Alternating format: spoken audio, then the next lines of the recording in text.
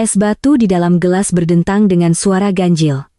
Cairan berwarna kuning keemasan yang disodorkan ke hadapan saya telah dilarutkan dengan bubuk aneh yang bertujuan untuk menghancurkan hidup saya.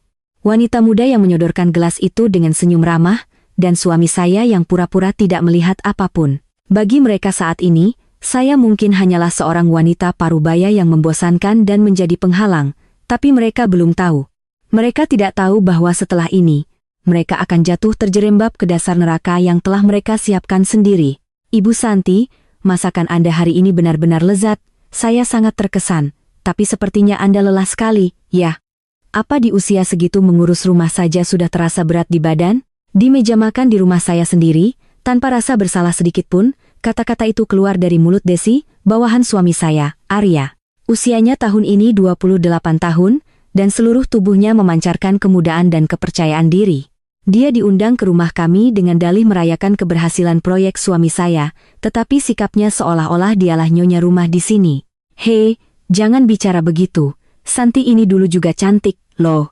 Ya, walau sekarang sudah benar-benar jadi ibu rumah tangga sejati, sih. Sambil berpura-pura memarahi Desi, suami saya yang kini berusia 50 tahun tertawa dengan senyum longgar di wajahnya. Melihat senyumnya yang tak terawat itu, saya hanya bisa menarik napas dalam-dalam, diam, dan membalas dengan senyuman. Dulu saya berpikir bahwa diam itu emas. Saya percaya tanpa ragu bahwa tugas mulia seorang istri adalah tidak menciptakan masalah, selalu mendukung suami, dan bekerja di belakang layar untuk melindungi keutuhan rumah tangga. Namun, sekarang saya tahu dengan jelas, diam di hadapan orang yang tidak punya empati hanyalah umpan yang membuat mereka semakin menjadi-jadi. Manusia adalah makhluk yang bisa menjadi sangat kejam ketika tahu lawannya tidak akan membalas. Melihat saya tidak membalas, Desi menatap saya dengan pandangan yang semakin menunjukkan kemenangan.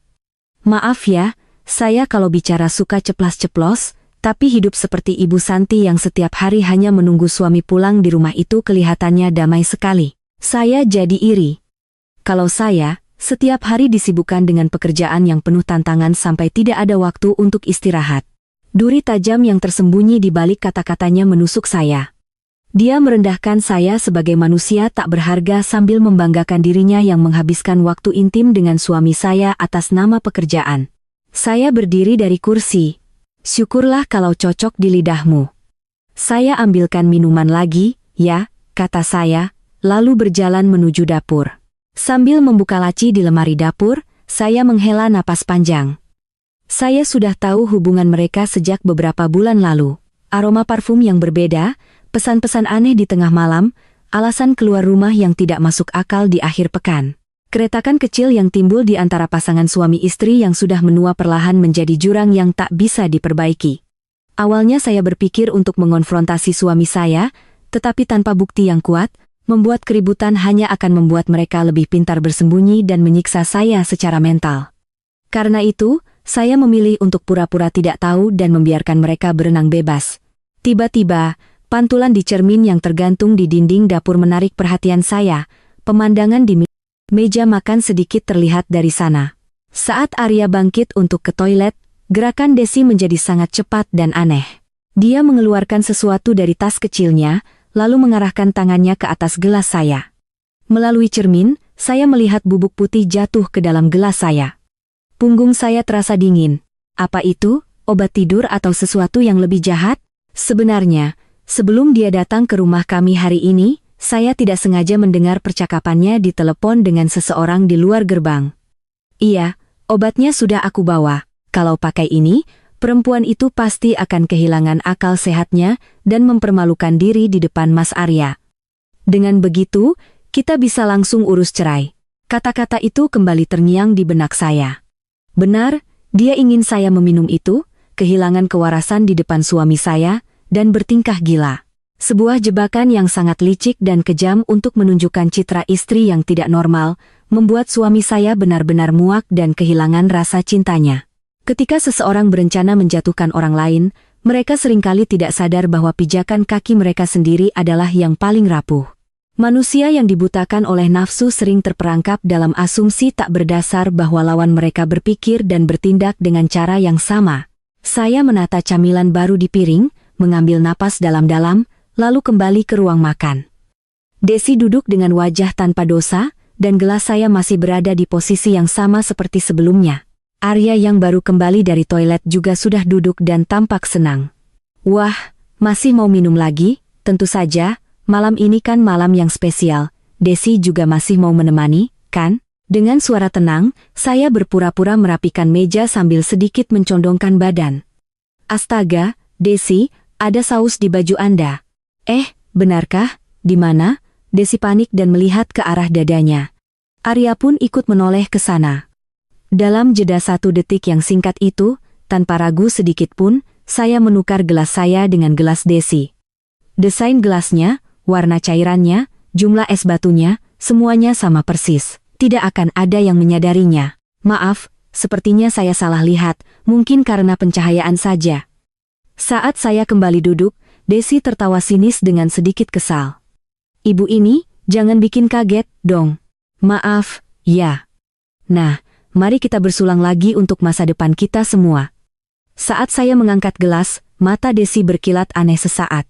Dia melihat gelas di tangan saya, lalu dengan lega mengambil gelasnya sendiri. Iya, benar. Untuk masa depan baru Ibu Santi. Desi mengucapkannya dengan nada sarkasme yang kental, lalu menenggak setengah isi gelas yang berisi obat itu. Arya yang tidak tahu apa-apa juga ikut menenggak minumannya di sampingnya. Saya hanya tersenyum tipis. Yang dia minum adalah racun yang disiapkan untuk menghancurkan saya. Ketika pembuat racun itu sendiri yang menelannya, tragedi macam apa yang akan dimulai?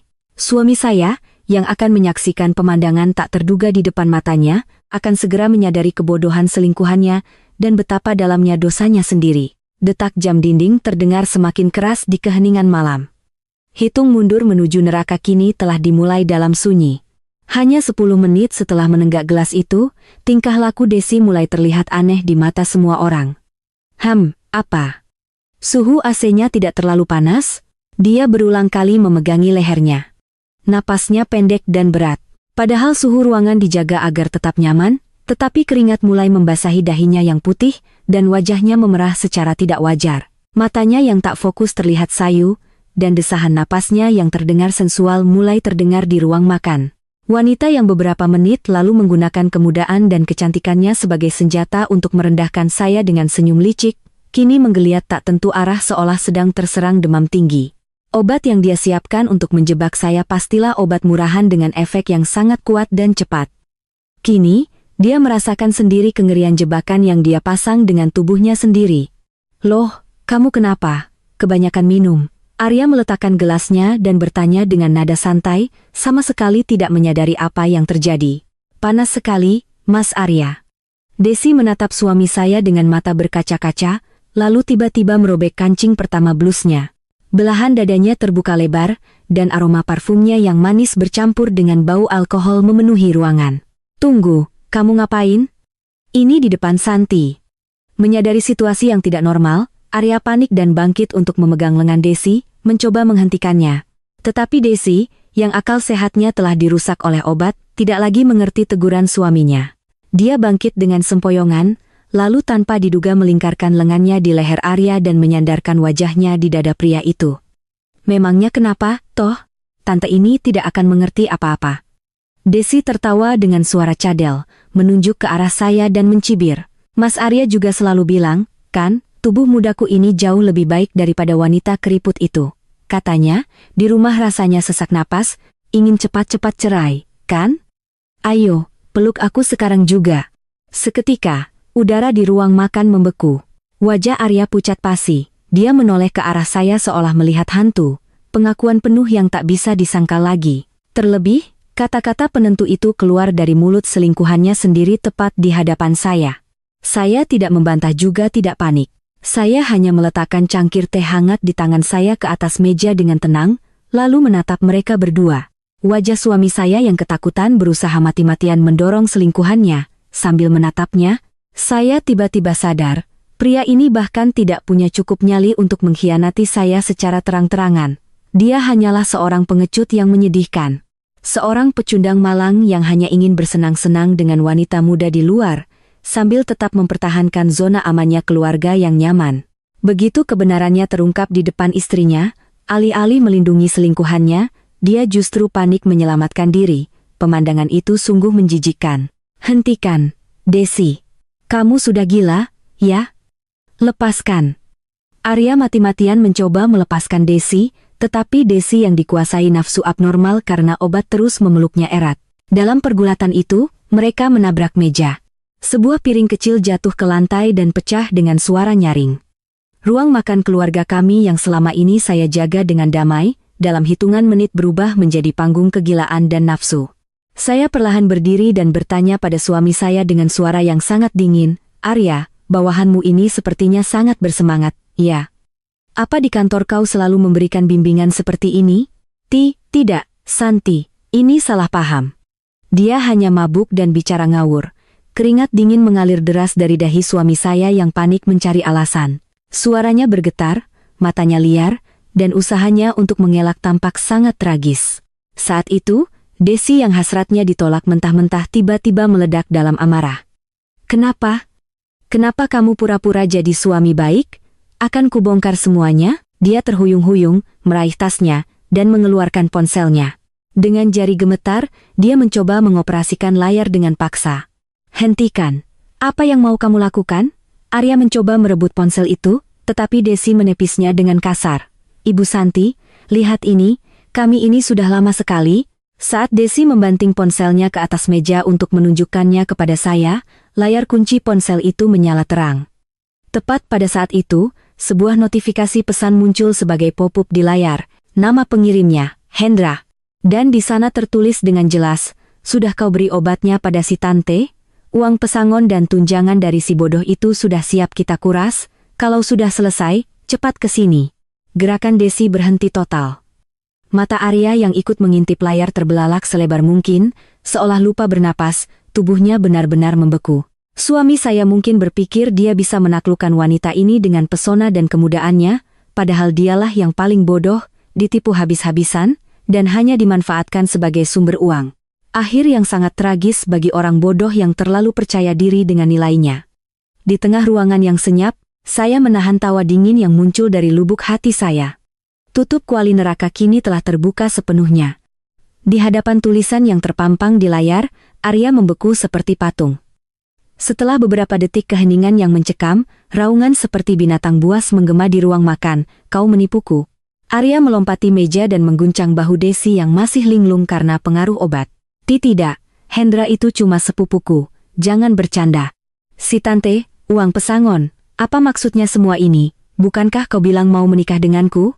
Dua orang yang beberapa saat lalu memamerkan kemesraan dan merendahkan saya, kini saling menatap dengan mata memerah, melontarkan hinaan yang menjijikkan. Saya menghindari pecahan piring kecil di lantai dan menyesap teh saya yang sudah benar-benar dingin. Ketika terpojok, manusia tidak akan merenungkan dosanya, melainkan mencari kambing hitam untuk melarikan diri. Rasa putus asa yang sunyi menyebar di dalam dada saya, melihat betapa rendahnya pria yang dulu mencintai saya dan bersumpah akan melindungi saya seumur hidup.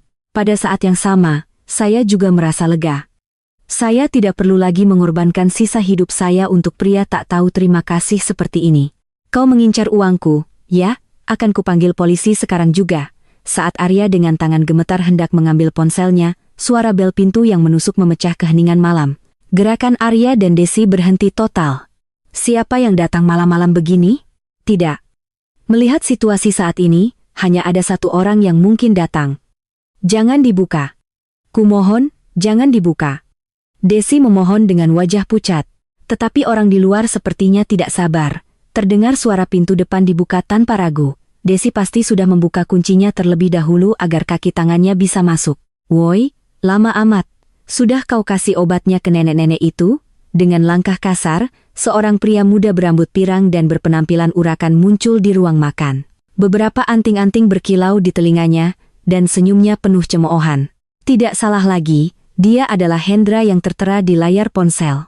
Dia menatap bergantian pada kekacauan di ruangan, Desi yang tergeletak di lantai karena obat, dan Arya yang pucat pasi, lalu berdecak lidah dengan berlebihan. "Gagal, ya? Benar-benar perempuan tidak berguna. Kau, Hendra, kurang ajar. Kau mengincar uangku. Pergi dari sini, akan kupanggil polisi." Arya marah besar dan mencoba menerkam Hendra. Namun, Pria 50 tahun yang setiap hari hanya duduk di belakang meja tidak mungkin bisa menandingi kekuatan fisik pemuda yang terbiasa dengan kekerasan. Hendra tertawa sinis sambil dengan mudah memelintir lengan Arya dan membantingnya ke lantai. Aduh, lepaskan, aku ini kepala divisi. Jangan berisik, Pak Tua, kepala divisi atau apalah, aku tidak peduli. Posisi kau juga gawat sekarang. Kami punya banyak sekali bukti perselingkuhanmu, mulai dari foto keluar masuk hotel sampai semua chat menjijikkanmu di Line. Mendengar kata-kata Hendra, Arya berhenti meronta. Bagi suami saya yang lebih mementingkan status sosial dan citra publik daripada apapun, terbongkarnya perselingkuhan dan laporan ke perusahaan berarti kematian sosial. Hendra menatap rendah Arya yang tersungkur di lantai dan menawarkan usul jahat. Hei, Pak Tua, bagaimana kalau kita kerjasama? Belum terlambat, kok. Kerjasama? Benar. Kita paksa nenek sihir itu minum sisa obatnya, lalu kita rekam video gilanya. Kau bisa pakai video itu untuk bilang istrimu sudah gila dan menceraikannya dengan mudah. Kami dapat sedikit uang tutup mulut, lalu menghilang. Kau tidak akan dipecat dari perusahaan, dan kami dapat uang, win-win solution, kan? Sesaat, udara di ruangan benar-benar membeku. Bekerja sama dengan penipu yang mencoba menipunya untuk menjerumuskan istri yang telah menemaninya selama bertahun-tahun ke neraka tanpa dasar. Manusia normal tidak akan pernah menyetujui usul gila seperti itu. Saya diam-diam menatap mata Arya, mencoba memastikan apakah masih ada sisa hati nurani terakhirnya sebagai seorang suami, atau bahkan sebagai manusia. Namun, ketika menyadari tatapan dingin saya, dia dengan cepat membuang muka. Ini semua salah, Santi, kata suami saya dengan suara bergetar, mengucapkan kata-kata yang tak bisa dipercaya. Kalau saja kau lebih cepat mengerti perasaanku dan diam-diam menyingkir, semua ini tidak akan terjadi. Ini semua salahmu karena tidak peka. Demi menyelamatkan dirinya sendiri, dia tidak segan-segan menjual istrinya. Pria yang dulu pernah membangun keluarga yang hangat ini, kini telah sepenuhnya ditelan oleh kegilaan karena rasa takut dan keserakahan. Bagus, Pak Tua, cepat juga kau mengerti. Hendra tersenyum puas dan mengeluarkan bungkusan bubuk baru dari tasnya.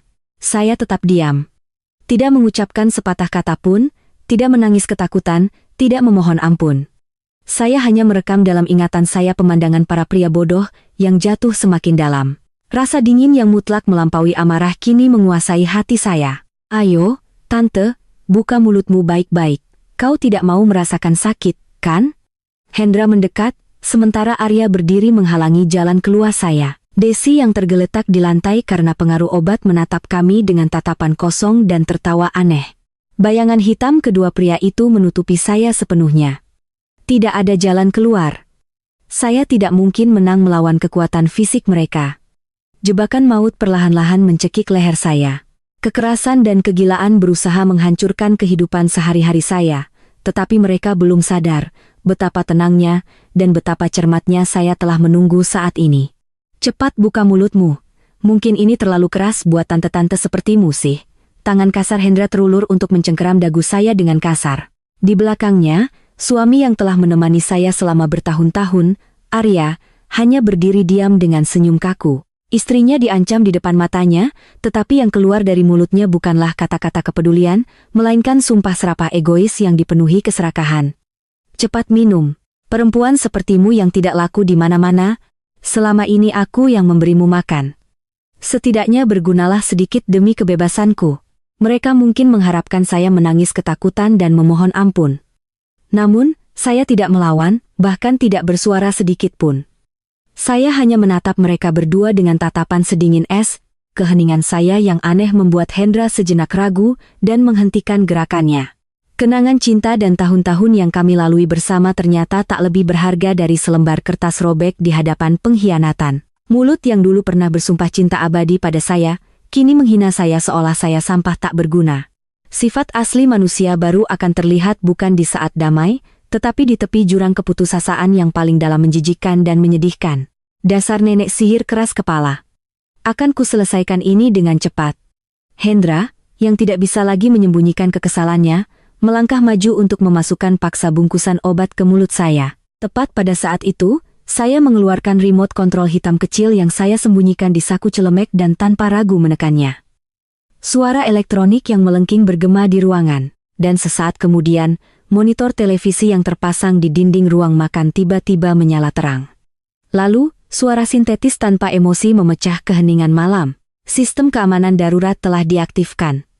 Mulai saat ini, rekaman video dan audio di dalam ruangan akan dikirim secara real-time ke perusahaan keamanan rekanan dan server eksternal yang telah ditentukan. Mendengar suara itu, Hendra dan Arya terperanjat dan menoleh ke arah monitor. Di sana, terpampang dengan jelas gambar berwarna mereka sendiri yang sedang mengepung saya dan mencoba meminumkan obat secara paksa. Kamera-kamera mini tersembunyi dengan cerdik di 4 sudut ruangan, di antara tanaman hias dan celah rak buku. Apa-apaan ini? Hei, kau tidak bilang soal ini? Hendra panik dan melompat menjauh dari saya, celingukan mencari titik buta kamera. Santi, apa yang kau lakukan? Arya, dengan wajah sepucat mayat, menunjuk monitor dengan jari gemetar. Server eksternal, kau mau menghancurkanku? Apa kau tahu apa yang akan terjadi kalau video ini sampai ke perusahaan? Mengesampingkan dosanya sendiri, suami saya masih saja mengkhawatirkan posisi dan citra publiknya, pemandangan yang menyedihkan. Manusia yang tidak punya harga diri lebih rapuh, dan menyedihkan daripada manusia yang berpegang teguh pada jabatan semu yang harus dilindungi. Saya mengamati kepanikan mereka dengan tenang, seolah menyaksikan kejadian di dunia lain. Brengsek, bukti ini bisa dihancurkan kalau alatnya dirusak. Hendra yang kalap mengangkat kursi makan di dekatnya dan menghantamkannya sekuat tenaga ke monitor di dinding. Suara benturan keras menggema, layar monitor pecah, dan gambar pun hilang. Hendra terengah-engah, lalu tertawa liar penuh kemenangan. Selesai sudah. Tetapi saya tidak bergeming, hanya senyum dingin yang tersungging di bibir saya. Walaupun layarnya hancur, datanya sudah terus terkirim keluar. Saya melirik sisa-sisa monitor yang hancur dan berkata perlahan, percakapan kalian barusan terekam dengan sangat jelas. Pengakuan mengerikan kalian sendiri tentang memaksa istri minum obat dan merekam video gilanya. Kau dari awal sudah tahu semuanya dan memasang jebakan? Arya jatuh terduduk, memegangi kepalanya dan merintih. Dia akhirnya sadar bahwa selama ini dia hanya dipermainkan di telapak tangan saya. Namun, reaksi Hendra yang muda dan gegabah berbeda.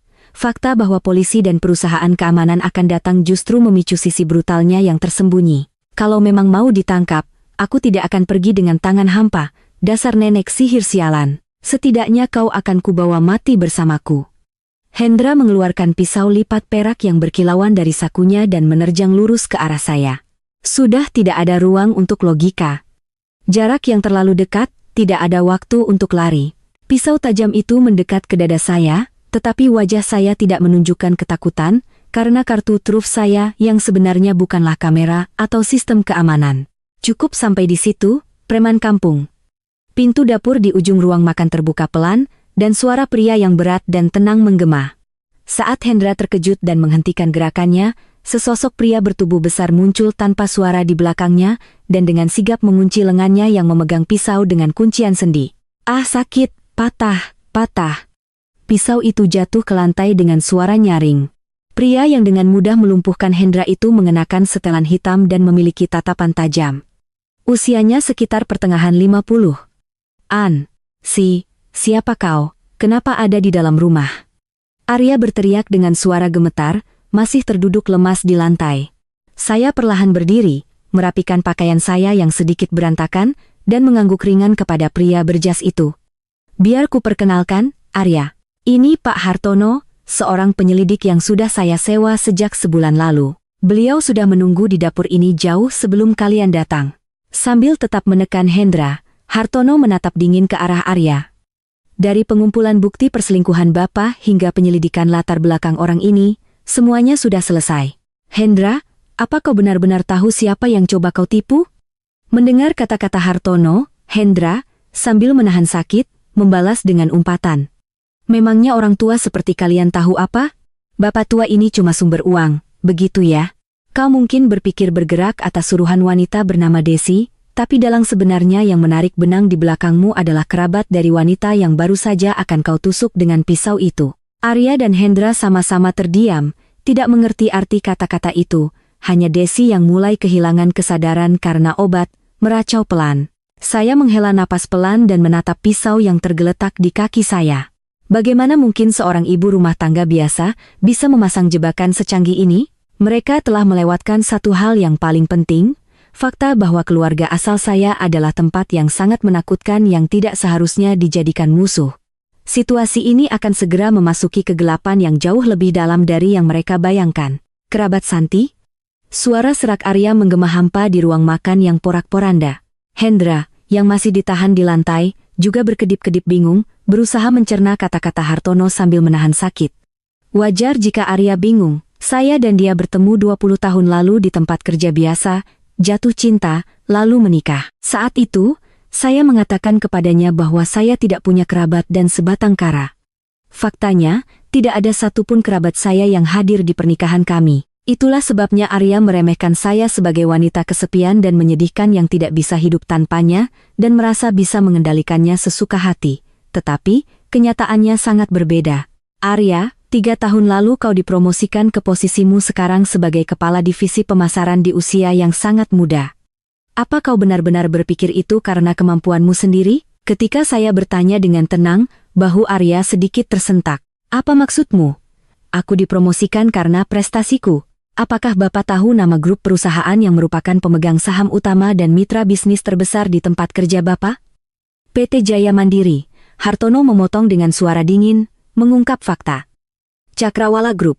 Tapi, apa hubungannya? Nama gadis nyonya adalah Santi Kirana, putri sulung dari Santoso Prakoso, pimpinan Cakrawala Group. Itulah jati diri sebenarnya dari istri yang selama ini Bapak anggap tidak punya kelebihan apa-apa. Seketika, seluruh darah seolah tersedot dari wajah Arya.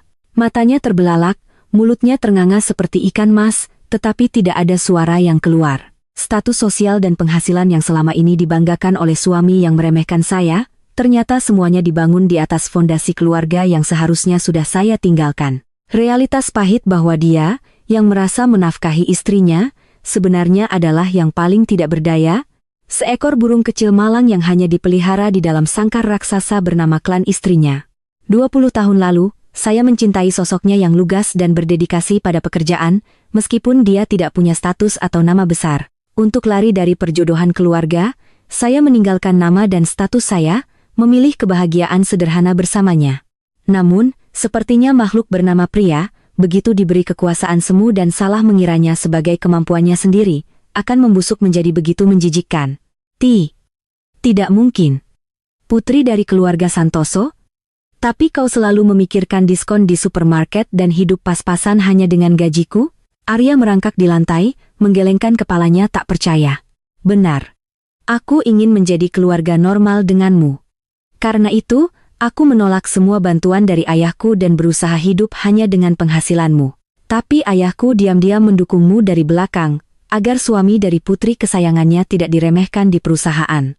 Mengetahui fakta itu, mata Arya dipenuhi keputusasaan dan ketakutan yang belum pernah ada sebelumnya. Fakta bahwa dia membawa selingkuhannya ke rumah dan mencoba meracuni istrinya, jika sampai ke telinga pimpinan Cakrawala Group, dia tidak hanya akan dipecat, tapi akan dimusnahkan secara sosial. Yang dilindungi selama ini bukanlah saya, melainkan dirinya sendiri. Brengsek! Tiba-tiba Hendra yang berada di bawah Hartono berteriak. Yang menyuruhku bukan orang dari perusahaan sebesar itu, orang itu memakai nama samaran X di internet. Dia yang menyuruhku membuat foto palsu perselingkuhan nenek sihir ini dan membuatnya terlihat gila. Alamat IP dan sumber dana dari akun X itu sudah kami lacak, dan hasilnya adalah ini. Hartono, sambil menahan Hendra dengan satu tangan, mengeluarkan selembar foto dari saku jasnya dan melemparkannya ke lantai. Di foto itu, tampak seorang pria muda berusia 30-an yang mengenakan setelan mahal dan tersenyum arogan. Wira, gumam saya. Hartono mengangguk dalam. Wira Santoso, putra dari istri kedua Tuan Santoso yang berusia 35 tahun, dan bagi saya, dia adalah adik tiri. Pria dingin yang sejak dulu ambisius dan hanya memikirkan bagaimana cara memonopoli kekuasaan keluarga. Tepat setelah Tuan Santoso mengubah surat wasiatnya dan memutuskan untuk mewariskan sebagian besar aset dan saham kepada putri sulungnya, Nyonya Santi, Wira mulai bergerak secara mencurigakan. Mendengar penjelasan Hartono, semua titik mulai terhubung. Wira takut saya akan kembali ke keluarga Santoso dan mengancam posisinya. Karena itu, dia menyelidiki latar belakang suami saya, Arya, dan mengetahui keberadaan wanita bernama Desi. Lalu, secara diam-diam, dia menyewa preman seperti Hendra dengan uang, menghasut Desi untuk meracuni saya, dan berencana menghancurkan saya secara sosial. Aku hanya dimanfaatkan. Aku ditipu. Teriak Hendra putus asa. Sisi brutalnya yang tadi mengacungkan pisau telah lenyap. Kini dia hanyalah seorang pengecut kecil yang ketakutan pada kekuasaan yang jauh lebih besar darinya. Santi, aku juga. Aku tidak tahu apa-apa. Arya merangkak mendekat, mencoba menggapai saya. Aku hanya dirayu. Soal obat itu, semua mereka yang melakukannya sendiri. Kumohon, Santi, jangan tinggalkan aku, jangan beritahu ayahmu. Mulut yang beberapa menit lalu menghina saya seolah saya sampah, kini mati-matian memohon pengampunan. Demi menyelamatkan dirinya sendiri, dia dengan entengnya mengorbankan selingkuhan yang baru saja dicintainya, dan komplotan yang bersekongkol dengannya. Melihat sikapnya yang begitu hina dan jahat, saya bahkan merasakan sedikit kasihan. Perasaan seperti harga diri atau kesedihan sudah lama mengering. Yang tersisa hanyalah tekad dingin untuk membersihkan kotoran ini. Jangan sentuh aku. Saat saya mundur selangkah dan berkata dingin, ponsel saya yang tergeletak di meja bergetar pelan. Melihat nama penelepon di layar, saya sedikit menyipitkan mata. Wira Santoso. Pasti telepon untuk memeriksa keadaan. Dia tidak sabar karena tidak ada laporan keberhasilan dari Hendra, jadi dia menelepon langsung ke ponsel saya. Arya dan Hendra menahan napas, menatap layar. Saya perlahan menekan tombol jawab dan mengaktifkan mode speaker. Halo, Kak Santi. Maaf mengganggu malam-malam begini. Sebenarnya, aku sedang dalam perjalanan ke rumahmu. Dari speaker, terdengar suara adik tiri saya yang terdengar khawatir, namun penuh dengan nada mengejek yang tersembunyi. Aku dapat kabar dari Mas Arya kalau keadaan kakak aneh. Jadi, bagaimana? Apa sudah benar-benar gila? Mendengar suara itu, Arya menjerit pendek dan menutupi wajahnya. Ketakutan karena pengkhianatannya ternyata sudah diketahui oleh adik iparnya sejak awal dan direncanakan. Saya memegang ponsel dan sedikit mengangkat sudut bibir saya. Iya, Wira, sudah gila. Saya menjawab dengan jelas dengan suara sedingin es. Tapi yang gila bukan aku, dan aku tidak akan pernah membiarkan semua berjalan sesuai keinginanmu. Di seberang telepon, terdengar Wira menahan napas. Dari sinilah, serangan balasan yang sesungguhnya dimulai. Drama cinta picisan telah berakhir. Perang total tanpa ampun melawan kerabat yang ingin merampas segalanya dariku kini telah dimulai. Apa yang kau lakukan, Kak? Wira mengeluarkan ponselnya, dan saat melihat layar, rona merah di wajahnya yang sehat seketika memudar. Keheningan saya bukanlah karena takut atau putus asa. Saya hanya menunggu kepingan terakhir jatuh pada tempatnya untuk menyeret mereka semua ke neraka tanpa jalan keluar. Menatap layar ponselnya yang berdering gila-gilaan, wajah Wira pucat pasi. Sementara itu, Arya yang memungut ponselnya yang tergeletak di lantai juga membeku setelah melihat layar, mengeluarkan suara tercekat. Ya, halo, ini Wira. Dengan tangan gemetar, Wira menekan tombol jawab. Dari seberang telepon, terdengar suara pria tua yang marah. Wira, kau di mana sekarang? Apa yang sedang kau lakukan? Paman? Kenapa Paman menelepon selarut ini? Penelepon itu adalah orang nomor 2 di Cakrawala Group, tangan kanan ayah saya, adik dari ayah saya.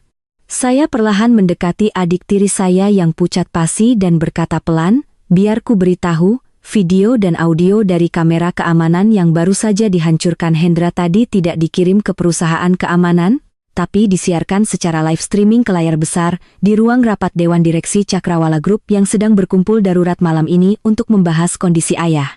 Live? Streaming? Ponsel Wira terlepas dari tangannya dan jatuh ke lantai dengan suara kering. Instruksi saya kepada Hartono sebelumnya bukanlah sekadar merekam, tapi untuk meretas sistem di ruang rapat Dewan Direksi dan secara paksa menayangkan tragedi di ruang makan ini di hadapan mereka. Semua kata-kata kasarnya tadi tentang ayahnya yang pikun, surat diagnosis palsu, rencana untuk menghancurkannya, semuanya terdengar kata demi kata oleh para Dewan Direksi yang paling ingin dia sembunyikan. Kekuasaan menjadi paling rentan saat sedang digunakan. Manusia yang merasa memiliki kekuatan absolut akan kehilangan kewaspadaan dasar tentang siapa yang mendengarkan kata-katanya. Pemandangan adik tiri saya yang merasa sedang mencekik orang lain, padahal sebenarnya sedang menghancurkan pijakannya sendiri, sungguh menggelikan. Tidak mungkin. Rapat Dewan Direksi. Di sampingnya, Arya menatap layar ponselnya dengan mata melotot sambil gemetar hebat. Dia menerima email darurat dari Departemen SDM PT Jaya Mandiri. Presiden Direktur PT Jaya Mandiri juga hadir dalam rapat Dewan Direksi itu. Fakta bahwa salah satu kepala divisinya bersekongkol dalam rencana jahat untuk menjebak Putri dari pimpinan perusahaan mitra, dan bahkan mencoba membuatnya terlihat gila. Begitu Presiden Direktur mengetahuinya secara real time, sudah jelas bahwa Arya akan langsung dibuang. Santi, apa-apaan ini? Aku akan dipecat. Tidak mungkin. Kau tahu berapa banyak yang sudah kulakukan untuk perusahaan. Arya menangis tersedu-sedu, merangkak di lantai, mencoba memeluk kaki saya. Kumohon, bilang pada ayahmu untuk membatalkan pemecatanku. Aku hanya punya jabatan ini, kalau ini hilang, hidupku akan berakhir. Mulut yang beberapa menit lalu mengatakan akan bersaksi bahwa saya gila dan menjual saya, kini merengek demi melindungi jabatannya. Saya dengan dingin menepis tangannya yang mencoba meraih saya. Apapun yang terjadi pada hidupmu, itu bukan lagi urusanku. 20 tahun saya mendukung pria serendah ini, rasa hampa atas tahun-tahun yang hilang menyelimuti saya. Dan pada saat yang sama, rasa keterikatan pada pria tak berisi ini benar-benar lenyap. Begitu lapisan polesan tipis bernama jabatan terkelupas, yang tersisa hanyalah seorang pria parubaya yang menyedihkan dan kosong. Brengsek.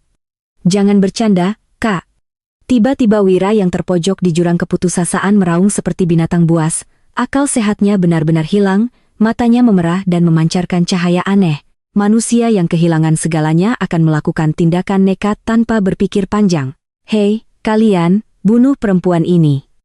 Kalau kita habisi dia di sini dan bakar rumah ini, buktinya akan hilang. Toh, aku sudah tamat. Setidaknya perempuan ini harus kubawa mati bersamaku, teriak Wira kepada dua pengawal bertubuh besar di belakangnya. Hartono masih menahan Hendra dan tidak bisa melindungi saya. Momen kritis di mana saya harus bersiap untuk mati. Namun, para pengawal itu hanya berdiri diam, tidak bergerak sedikit pun.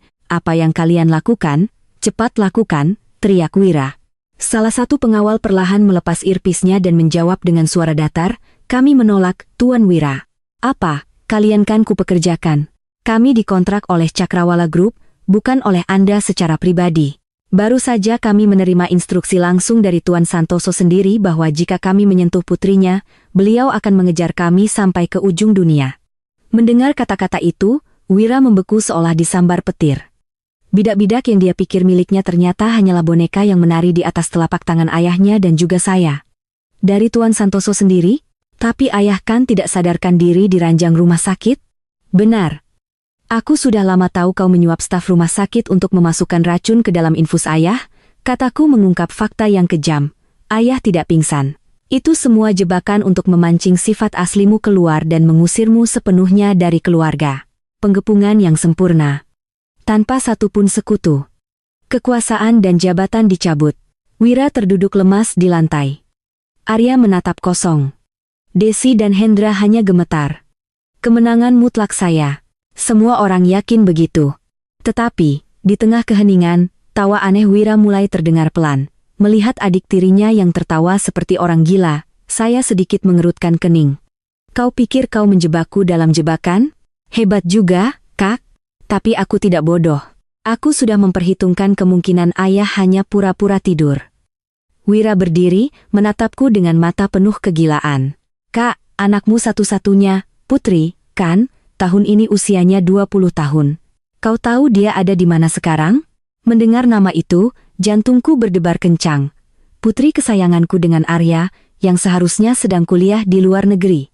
Apa yang terjadi padanya? Untuk pertama kalinya, suaraku sedikit bergetar. Ah, tenang saja. Anak buahku dari dunia bawah mungkin sedang menyambut keponakanku yang manis itu di bandara sekarang.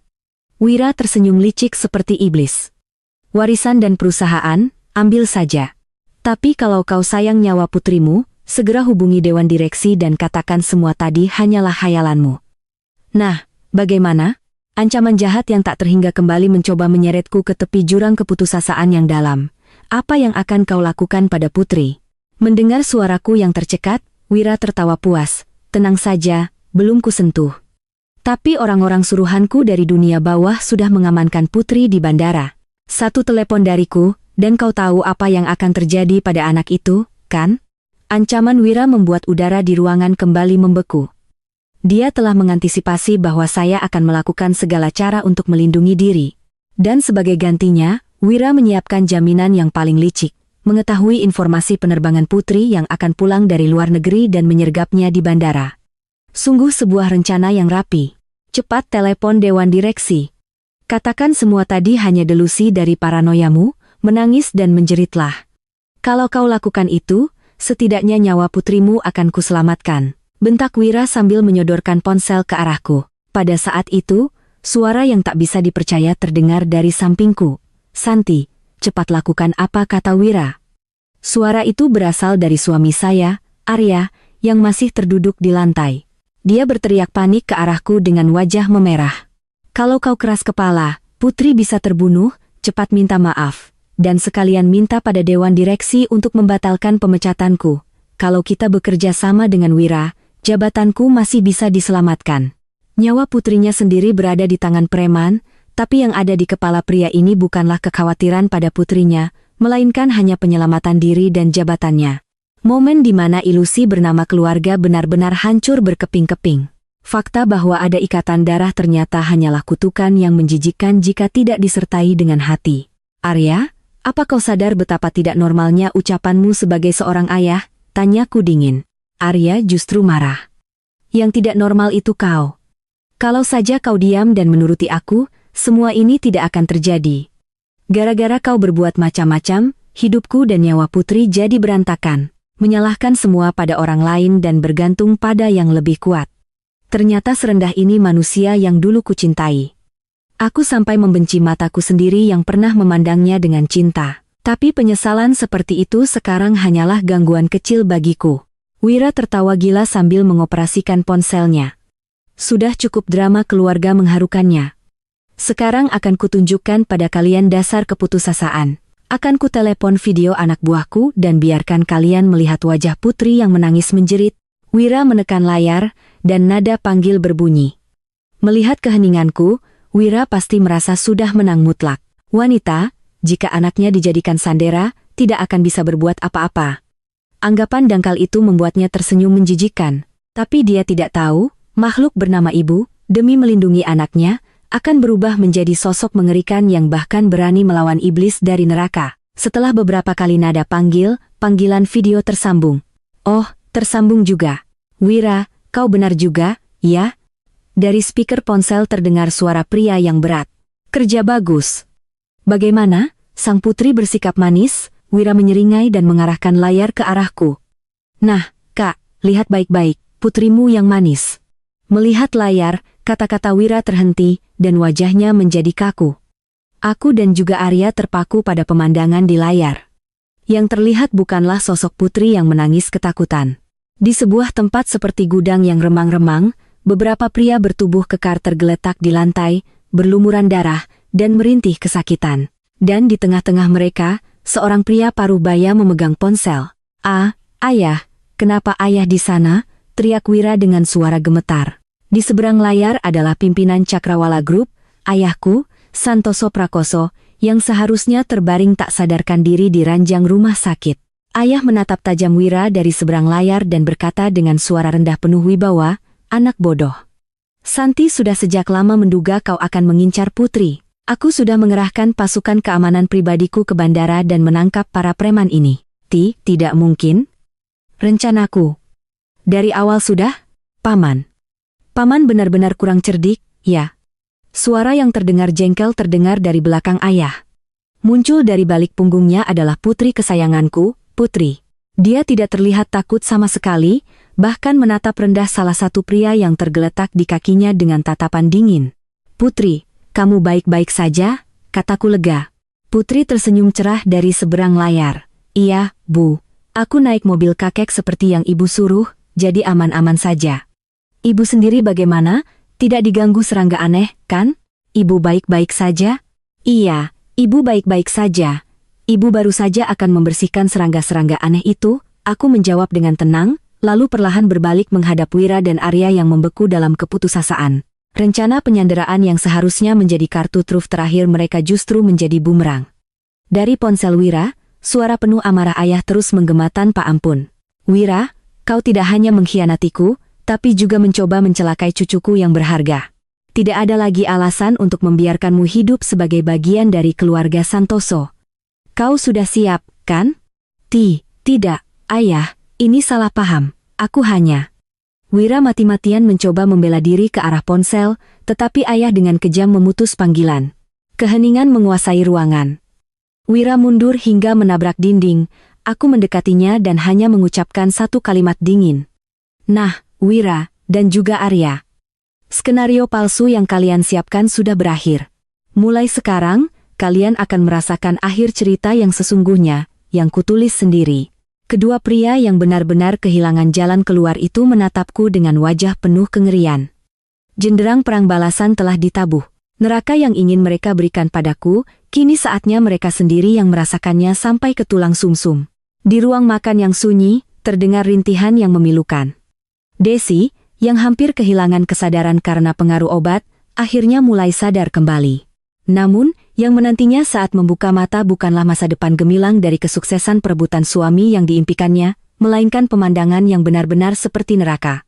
Rambut acak-acakan, riasan luntur, dan perbuatan memalukan yang dia tunjukkan di depan orang yang ingin dia racuni. Desi, dengan tangan gemetar, mencoba merapikan pakaiannya yang berantakan. Tetapi ketika menyadari kamera-kamera yang terpasang di sudut ruangan dan tatapan dinginku yang menatapnya, dia menjerit dan menutupi wajahnya. Ibu Santi. Bukan begitu, saya diancam oleh Mas Arya. Kata pertama yang keluar dari mulutnya adalah pengkhianatan terhadap pria yang hingga kemarin masih saling berbisik cinta. Manusia yang tidak bisa menghadapi dosanya sendiri, ketika terpojok, akan langsung membuang kata harga diri, dan menjadikan pasangannya sebagai tameng. Melihat pemandangan itu, aku semakin yakin, hubungan yang dibangun di atas kebohongan akan hancur begitu mudahnya seperti istana pasir saat disinari cahaya kebenaran.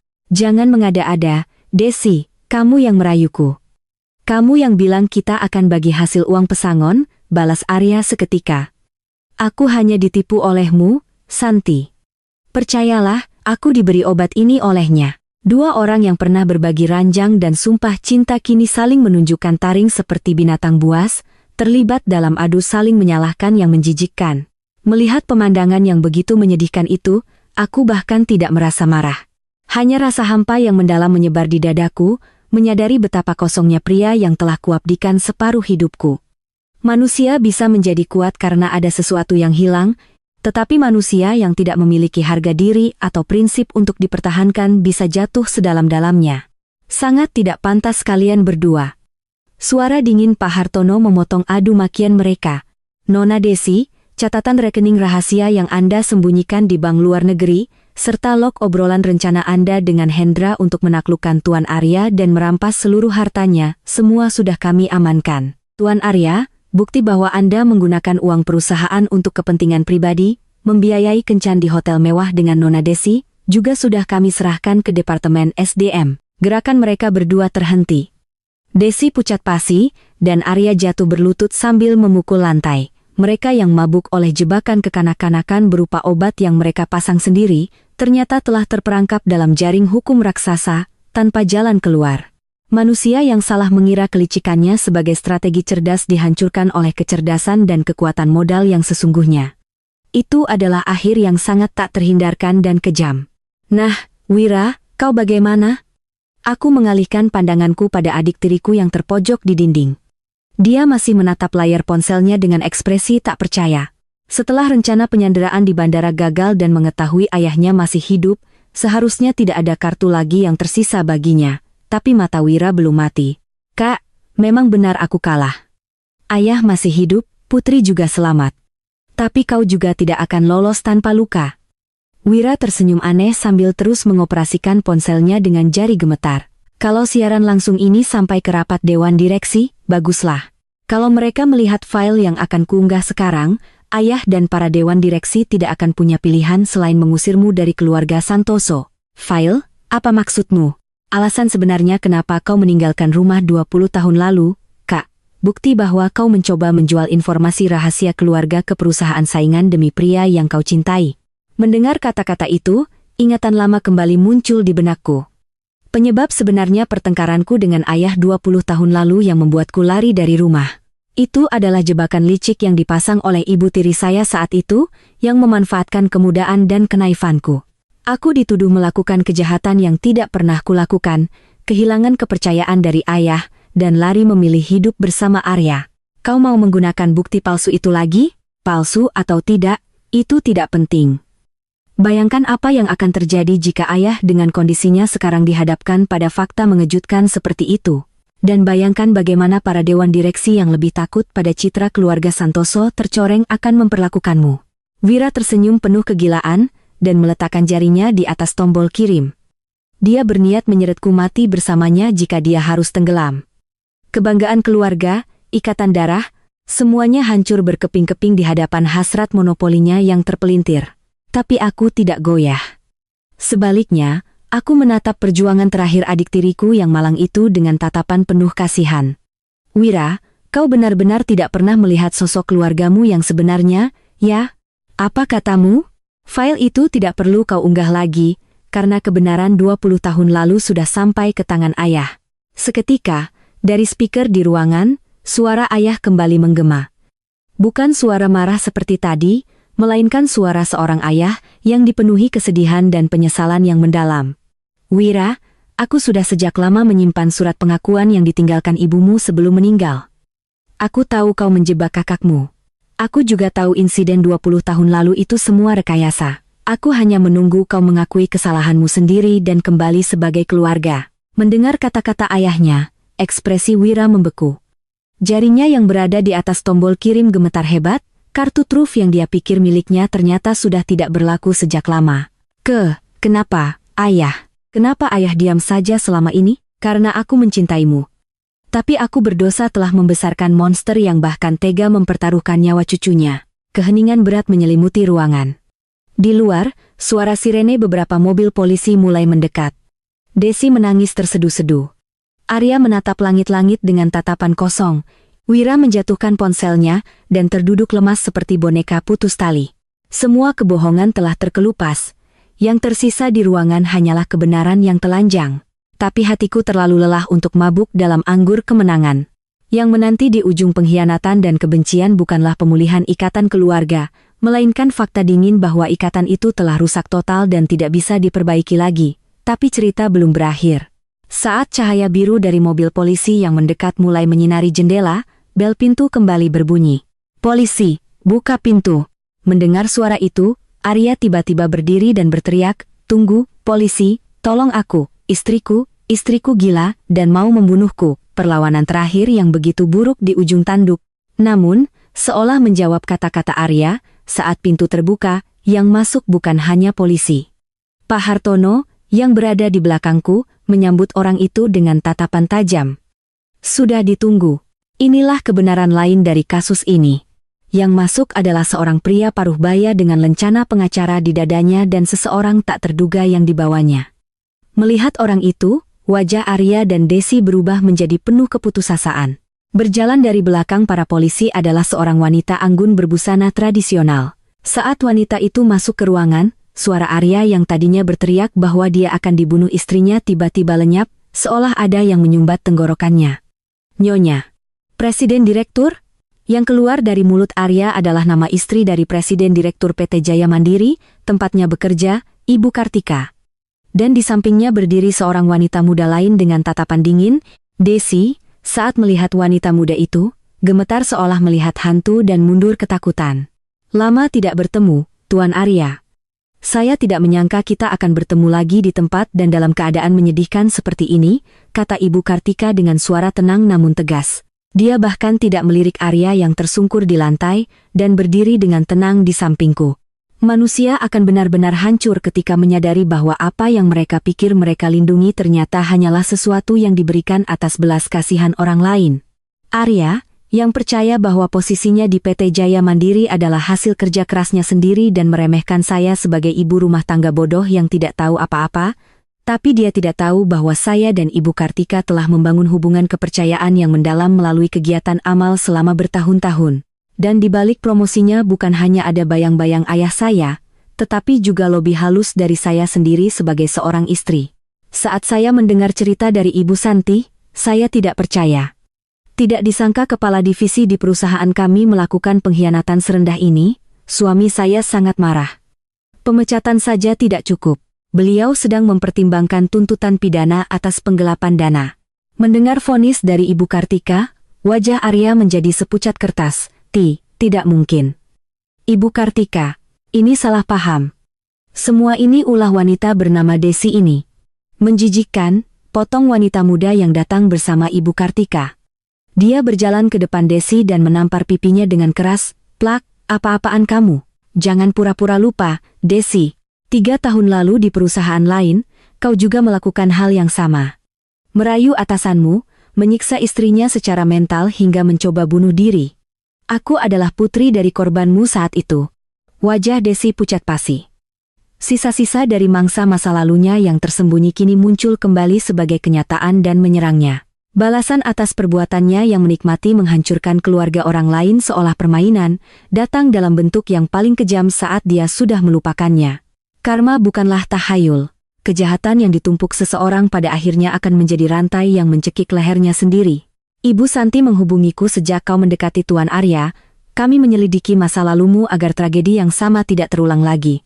Kau mungkin berencana meracuni dan menghancurkan Ibu Santi hari ini, tapi sebenarnya sejak sebulan lalu, semua gerak-gerikmu sudah direkam. Desi jatuh lemas ke lantai, menangis histeris sambil mencakar tenggorokannya. Senjata andalannya kemudaan dan kelicikan tidak berguna di hadapan mereka yang tahu kebenaran. Masa depannya yang seharusnya cemerlang kini tertutup rapat, hanya sebagai seorang kriminal yang menyedihkan. Sementara itu, Wira yang berada di sudut dinding hanya mengamati situasi dengan dingin. Aku tidak peduli apa yang terjadi pada bawahan atau selingkuhan. Kak, kau panggil polisi pun aku tidak bersalah. Tidak ada bukti aku yang menyuruh memberi obat atau percobaan penculikan. Paling-paling hanya denda karena masuk tanpa izin. Wira merapikan jasnya dan tertawa penuh kemenangan. Tapi di belakangku, Pak Hartono mengeluarkan sebuah rekaman suara. Tuan Wira, apa Anda lupa? Baru saja Anda berkata dengan mulut Anda sendiri, kalau kita habisi dia di sini dan bakar rumah ini, buktinya akan hilang. Ini adalah bukti yang kuat untuk tuduhan percobaan pembunuhan dan pembakaran. Lebih jauh lagi, salah satu polisi yang masuk mendekati Wira dan menyodorkan borgol. Wira Santoso, ada surat perintah penangkapan untuk Anda atas tuduhan lain. Dugaan penggelapan pajak dan kepemilikan obat-obatan terlarang melalui koneksi Anda dengan dunia bawah, pria bernama Hendra telah mengakui semuanya.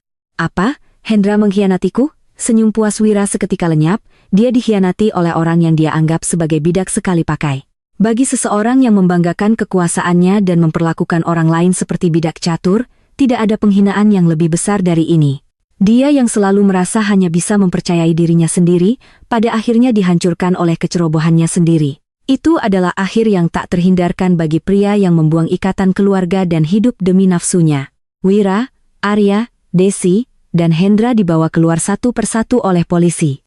Sampai akhir, Arya terus berteriak memalukan, "Santi, tolong aku, kau mencintaiku, kan?" Mendengar suara itu, aku dalam hati merenungkan arti kata cinta yang pernah kami ucapkan. Cinta bukanlah memanfaatkan pasangan. Cinta adalah doa untuk saling melengkapi kekurangan dan tumbuh bersama. Namun, bagi pria di hadapanku, cinta hanyalah alat untuk memuaskan harga dirinya. Yang dia cari bukanlah aku, melainkan bayangan yang nyaman yang akan selalu mendukungnya. Ketika bayangan itu memiliki wujud nyata dan melawan, barulah dia sadar betapa rapuhnya pijakan pasir tempat dia berdiri. Di ruang makan yang sunyi, yang tersisa hanyalah aku, Ibu Kartika, dan wanita muda yang telah membalaskan dendamnya. Pecahan piring, bubuk obat yang berserakan, dan puing-puing keluarga yang hancur. Cahaya pagi mulai masuk dari jendela, menerangi kekacauan di ruangan dengan kejam. Sudah selesai, ya, kata Ibu Kartika sambil memeluk bahuku dengan lembut. Iya, semuanya sudah selesai. Aku menatap udara pagi yang masih dingin di luar jendela. Aku merasa beban berat di hatiku lenyap seperti kabut pagi, tapi tidak ada kegembiraan kemenangan. Yang ada hanyalah keheningan aneh, seperti baru saja terbangun dari mimpi buruk yang panjang. Nyonya Santi, ada satu hal yang harus saya sampaikan. Pak Hartono mendekatiku dengan sedikit ragu. Di tangannya ada sebuah amplop yang ditemukan dari saku jas yang dilepas Arya. Ini, saat aku memeriksa isi amplop itu, napasku terhenti. Di dalamnya tertulis bukti pengkhianatan terakhir Arya yang dia sembunyikan dari aku dan juga Wira. Perjuanganku belum berakhir. Di dasar neraka, ternyata masih ada neraka yang lebih dalam lagi. Darah seolah tersedot dari ujung jariku. Berulang kali kubaca isi amplop yang diberikan Pak Hartono, namun aku sulit percaya bahwa tulisan di sana adalah kenyataan. Kertas yang kupegang dengan tangan gemetar mengeluarkan suara kering. Itu adalah polis asuransi jiwa dengan jumlah pertanggungan yang sangat besar, dengan aku sebagai tertanggung. Terlebih lagi, ada klausul khusus yang menyatakan bahwa jika kematian disebabkan oleh kecelakaan yang tidak disengaja, jumlah yang diterima akan berlipat ganda. Dan penerima uang asuransi itu bukanlah namaku, bukan juga nama putriku, Putri. Penerima, Ratih Puspita. Siapa wanita ini? Bukan Desi, wanita ketiga yang tidak kukenal. Lebih jauh lagi, di dalam amplop itu tersembunyi sebuah foto keluarga. Di sana tampak Arya yang tersenyum lebih bahagia dari yang kukenal. Di sampingnya, seorang wanita lembut bernama Ratih, dan seorang anak laki-laki berusia sekitar 10 tahun yang sangat mirip dengannya. Tidak mungkin. Tawa kering keluar dari mulutku. Pria yang selama 20 tahun ku percaya bekerja keras demi aku dan Putri, pria yang meraih kesuksesan dengan bantuan keluargaku dan mengurungku sebagai ibu rumah tangga yang kesepian, ternyata di tempat lain yang tidak ku ketahui, dia telah membangun keluarga lain sejak 15 tahun yang lalu. Kata pengkhianatan terlalu ringan. Ini adalah perbuatan iblis yang menyangkal seluruh hidupku dari akarnya. Selama menikah denganku, dia menggunakan nama keluarga Puspita, hidup dengan wanita lain, dan membesarkan seorang anak laki-laki, sama seperti Putri yang lahir di antara kami. Tidak, melihat ekspresi tenangnya di foto, sepertinya dia lebih menghargai tempat itu daripada kehidupannya bersamaku. Bagaimana mungkin seseorang bisa menjalani kehidupan ganda sesempurna ini? Pagi hari, setelah menciumku dan berkata, "Aku berangkat," dia pergi ke rumahnya yang lain, mengucapkan cinta pada istri dan anak yang berbeda. Dan untuk mengakhiri hubungannya denganku, dia tidak hanya menginginkan perceraian, tapi kematianku. Dia menggunakan wanita dangkal bernama Desi untuk membuatku kecanduan obat, dan pada akhirnya berencana membuatku tewas dalam kecelakaan yang direkayasa. Dengan begitu, dia bisa mewarisi sebagian kekayaan Cakrawala Group, mendapatkan uang asuransi yang besar, dan kembali ke keluarga aslinya. "Arya, tunggu." Aku meneriakkan suara yang lebih tajam dari sebelumnya ke punggung Arya yang hendak dibawa oleh polisi. Saking kerasnya suaraku, para polisi pun berhenti. Arya perlahan berbalik.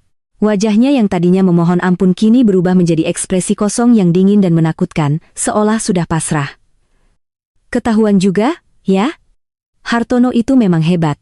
Apa maksudnya ini? Siapa Ratih Puspita? Anak ini, anakmu?" Aku menyodorkan foto dengan tangan gemetar. Arya tertawa sinis. "Benar. Istri dan anakku yang sebenarnya. 20 tahun bersamamu, Santi, bagiku hanyalah sebuah pekerjaan." Satu kalimat itu menghancurkan sisa-sisa perasaan yang masih ada di hatiku. 20 tahun, waktu yang kuhabiskan untuk memasak untuknya, menyetrika kemejanya, menekan diriku sendiri agar dia bisa fokus bekerja, baginya hanyalah sebuah pekerjaan untuk mendapatkan imbalan. Saat aku sadar bahwa kenangan dicintai ternyata hanyalah racun berlapis kepalsuan, aku merasa mual hebat. "Kau selalu membawa-bawa nama keluarga Santoso dan meremehkanku. Bantuan ayahmu," aku muak mendengarnya. "Semua yang kau lakukan dengan niat baik justru menyiksa dan merusak harga diriku." Arya melepaskan diri dari polisi, mendekatiku, dan meludah dengan kata-kata kutukan. "Yang benar-benar kucintai bukanlah putri kaya sepertimu, tapi Ratih yang mencintaiku sebagai pria biasa. Rencanaku adalah merampas semua yang bisa kurampas darimu, dan pada akhirnya, jika kau lenyap, kami akan hidup bahagia selamanya. Karena itu, kau mencoba membunuhku? Bukan membunuh, tapi membebaskanmu dari tekanan keluarga Santoso. Desi itu hanya bidak sekali pakai. Aku tidak pernah berpikir wanita bodoh seperti itu akan berhasil. Tapi rencanaku untuk merekayasa kecelakaan saat kau sedang bingung berjalan dengan lancar. Sayang sekali, tinggal selangkah lagi." Mata Arya tidak lagi memancarkan cahaya kemanusiaan. Yang ada hanyalah kekesalan karena tujuannya tidak tercapai dan kebencian yang mendalam padaku. Kenyataan bahwa pria yang selama 20 tahun tidur seranjang denganku dan membesarkan Putri bersama ternyata adalah monster yang hanya memikirkan cara membunuhku demi uang, membuatku hanya bisa terpaku. Aku dulu berpikir diam itu emas, tapi di balik keheningan itu, dia telah memprogram kematianku. Mengenakan topeng bernama kepedulian, dia telah menunggu dengan sabar selama 15 tahun untuk menusukkan pisau ke leherku. Bawa dia. Polisi dengan paksa menarik lengan Arya dan mendorongnya ke mobil patroli. Sampai akhir, Arya terus menatapku tajam dengan senyum bengkok, seolah berkata, "Aku akan kembali." "Ibu Santi, Anda tidak apa-apa." Ibu Kartika berlari dan menopang bahuku. Aku mati-matian menahan tubuhku yang hampir roboh, lalu dengan sekuat tenaga merobek foto keluarga di tanganku. Cahaya pagi menembus celah foto yang robek. "Iya, saya tidak apa-apa. Dengan ini, saya benar-benar bisa melihat semuanya." Suaraku terdengar sangat dingin, bahkan aku sendiri terkejut. Fakta bahwa dia mencoba membunuhku bukan lagi menimbulkan kesedihan, melainkan membangkitkan sisi dingin dalam diriku sebagai wanita dari keluarga Santoso. Kehidupan ganda selama 15 tahun, rencana pembunuhan demi asuransi, dan keluarga asli yang coba dia lindungi. Jika dia ingin mengirimku ke neraka, aku harus menunjukkan neraka yang lebih dalam padanya. "Pak Hartono, tolong segera lacak keberadaan wanita bernama Ratih Puspita ini dan anaknya," kataku pada Hartono. "Aku tidak akan merampas apa yang paling ingin dia lindungi. Aku hanya akan menunjukkan pada mereka bagaimana mereka akan menerima semua kejahatan yang telah dia lakukan, dari kursi penonton terbaik." Pembalasan dendam belum berakhir. Menyerahkan suami ke polisi saja tidak cukup untuk membayar 20 tahun hidupku.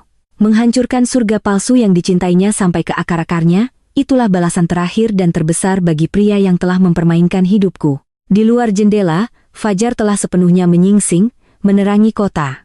Tapi di dalam hatiku, api hitam lega membara dengan tenang dan dahsyat.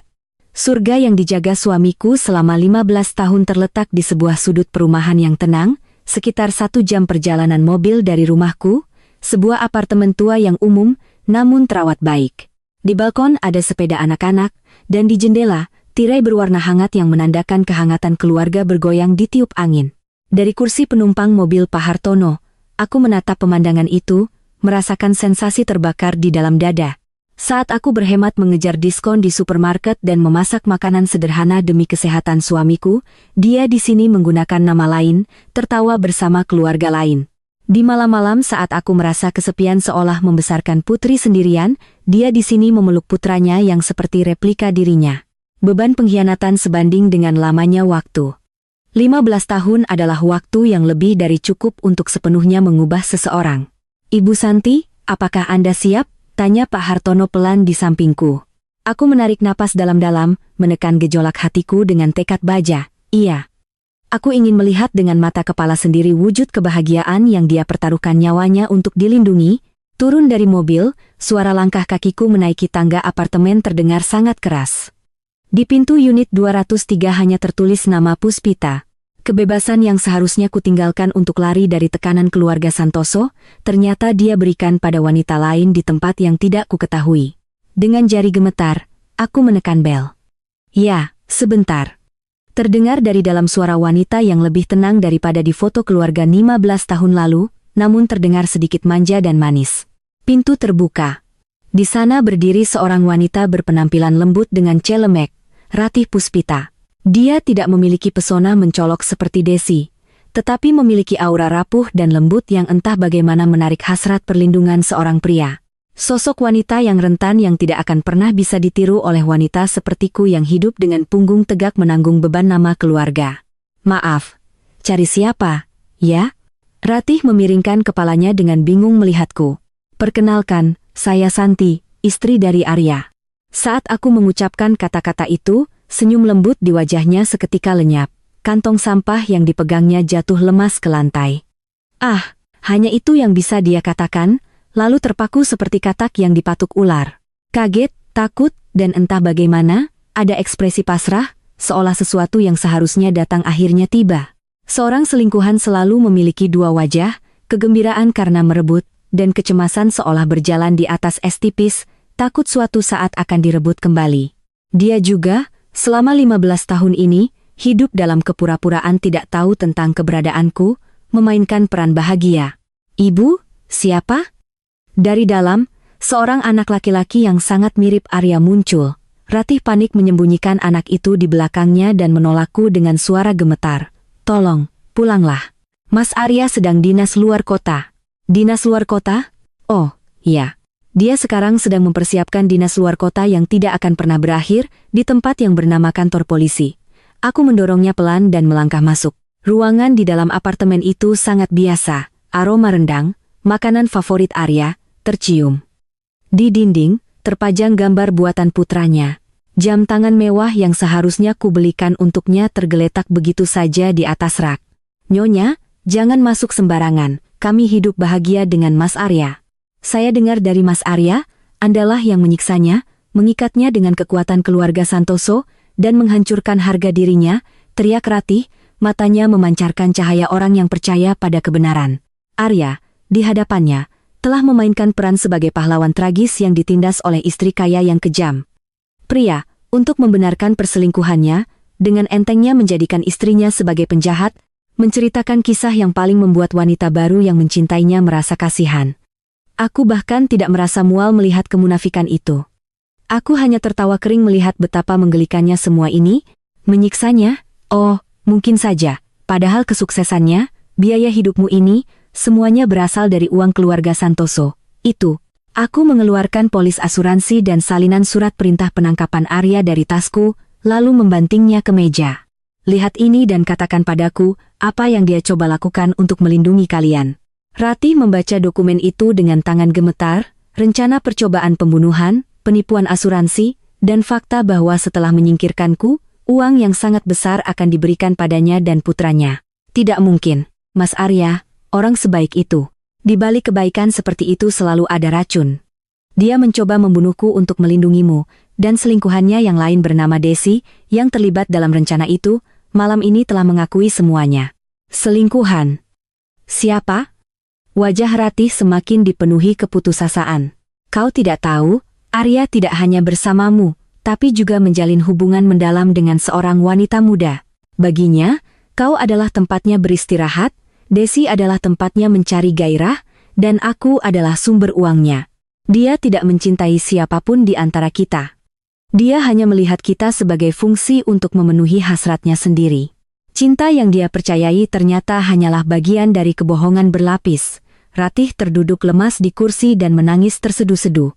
Ilusi selama 15 tahun bahwa hanya dialah yang mengerti Arya hancur berkeping-keping. Manusia ingin merasa dirinya istimewa, tapi kebenaran yang kejam adalah, bagi orang yang tidak setia, pengganti selalu ada. Saat itu, di belakangku, Pak Hartono bersuara tajam. Nyonya Santi, lihat ini. Ini bukan apartemen biasa. Pak Hartono menunjuk ke sebuah brankas kokoh di dalam ruangan yang sepertinya ruang kerja Arya, dan di sekitarnya berserakan dokumen internal dengan logo Cakrawala Group. Informasi rahasia keluarga yang dikatakan Wira. Arya tidak hanya mencurinya 20 tahun lalu? Ya. Aku mengambil dokumen itu, dan punggungku terasa dingin. Arya tidak hanya berencana membunuhku demi uang asuransi, tapi dia telah memproduksi bom waktu untuk menghancurkan Cakrawala Group itu sendiri di rumah ini selama bertahun-tahun. Apakah dia memilih Ratih karena wanita itu penurut dan tidak akan mencurigai kegiatan kriminalnya, sebagai kedok yang sempurna? Mas Arya, apa yang kau suruh aku lakukan selama ini? Bisik Ratih dengan suara serak. Ternyata, atas permintaan Arya, dia secara berkala mengantarkan beberapa dokumen ke tempat lain. Dia pikir dia sedang membantu pria yang dicintainya, padahal sebenarnya dia dijadikan kaki tangan dalam penghancuran sebuah klan. Ratih, kau juga tidak akan lolos begitu saja, kataku dengan kejam. Yang kau antarkan adalah bukti penting terkait jual beli informasi rahasia perusahaan. Polisi akan datang ke sini sebentar lagi. Dari bawah apartemen, suara sirene kembali mendekat. Ratih panik dan dengan putus asa membuang isi koper ke lantai. Tidak, aku tidak melakukan apa-apa. Mas Arya, tolong aku. Ratih, tenanglah. Aku memegang bahunya dengan kuat dan menatap lurus ke matanya. Dia berniat menyeret kita semua, tapi kita akan membuatnya salah perhitungan. Salah perhitungan? Ya.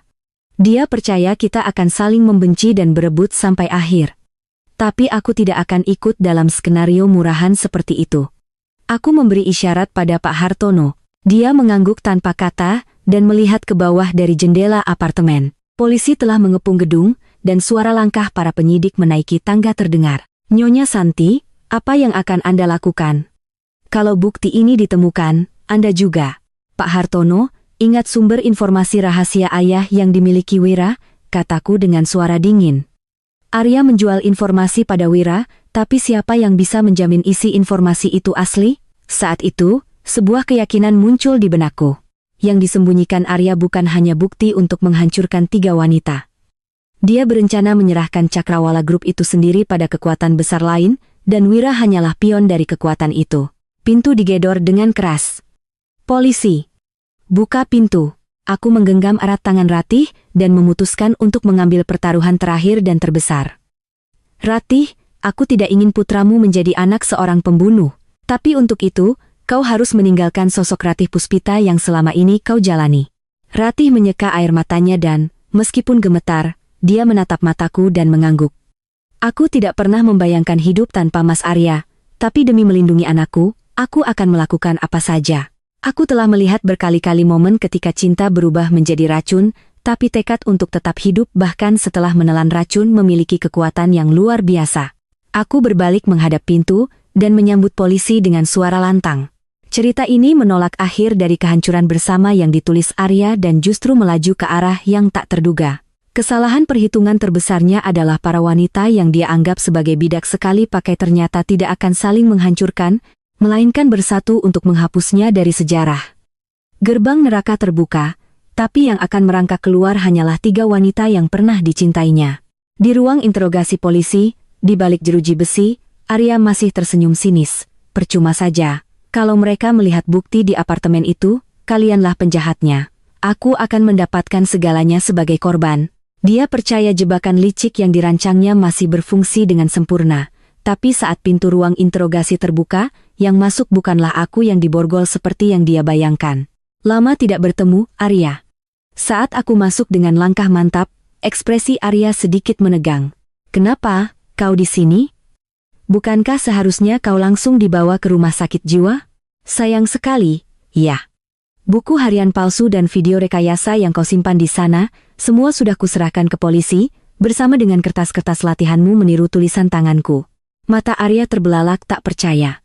Aku sudah mengatakan bahwa aku telah menyelidikinya sejak sebulan lalu. Aku telah mengamankan sisa-sisa kertas dari tempat sampah tempatnya berlatih meniru tulisan tanganku dan log komputer yang dia gunakan untuk mengedit video, semuanya melalui Pak Hartono. Bukti yang dia anggap sebagai perisai terkuat, kini berubah menjadi vonis mati yang tak terbantahkan, yang akan menjeratnya dalam kasus percobaan pembunuhan berencana.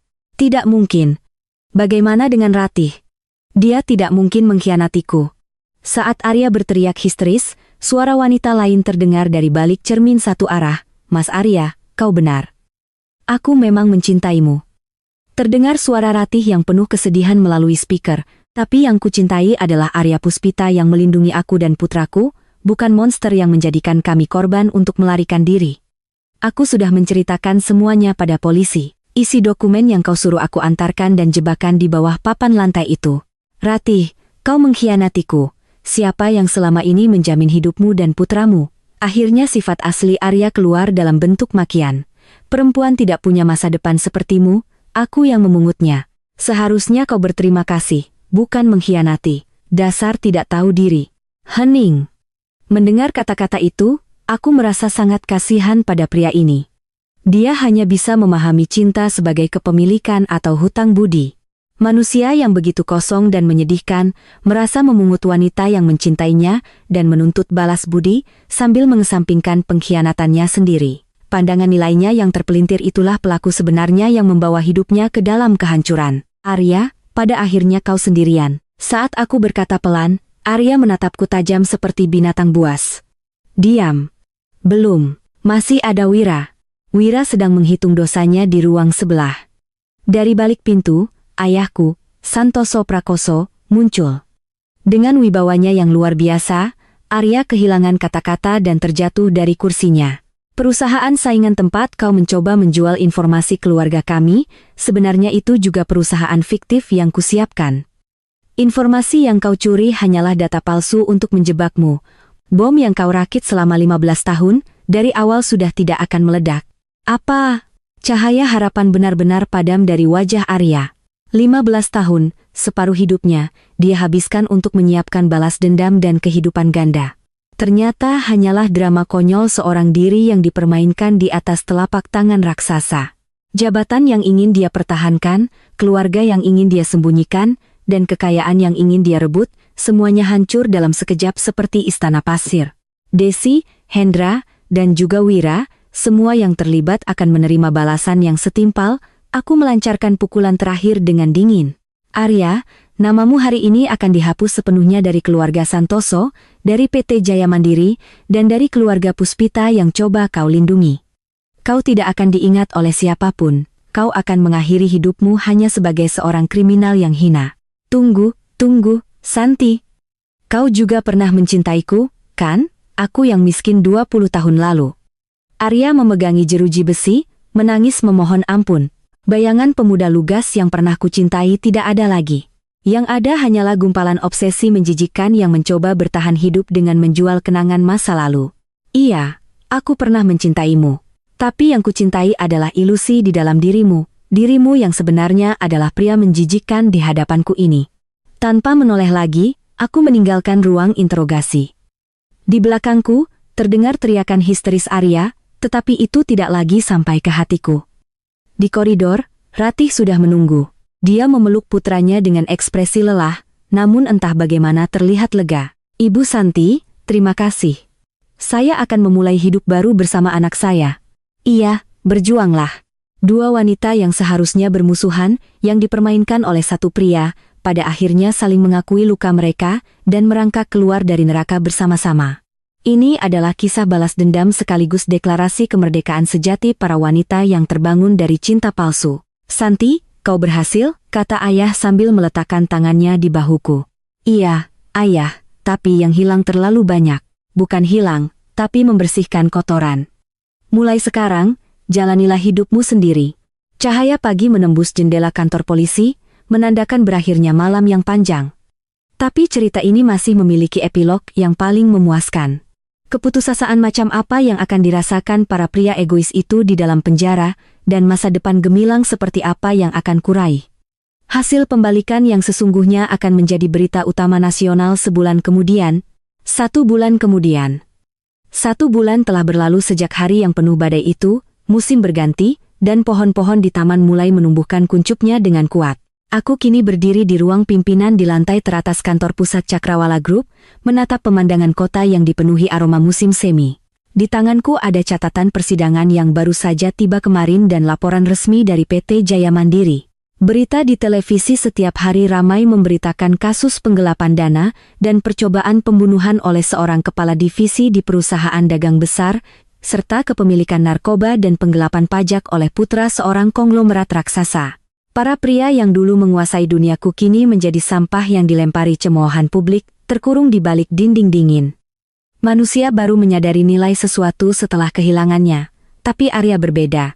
Dia bukan menyadari nilai apa yang hilang, melainkan merasa ngeri pada fakta bahwa dari awal dia tidak pernah memiliki apa-apa. Jabatan yang mati-matian dia pertahankan, kehidupan ganda yang dia yakini sebagai cinta, semuanya hanyalah istana pasir yang dibangun di atas belas kasihan dan kebohongan orang lain. Ibu, tehnya sudah siap. Pintu terbuka, dan Putri masuk dengan senyum cerah.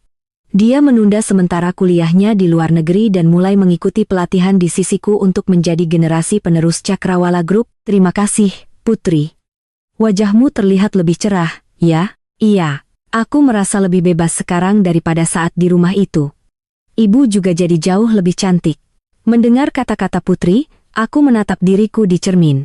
Di sana tidak ada lagi sosok ibu rumah tangga layu yang selalu mengkhawatirkan suasana hati suaminya dan menggenggam erat brosur diskon. Yang ada adalah sosok seorang wanita yang berdiri tegak dengan kakinya sendiri dan membuka takdirnya dengan kata-katanya sendiri. Arya diperkirakan akan dijatuhi hukuman 15 tahun penjara. Selain percobaan pembunuhan, ada juga penggelapan dana dalam jumlah besar dan penjualan informasi rahasia secara ilegal.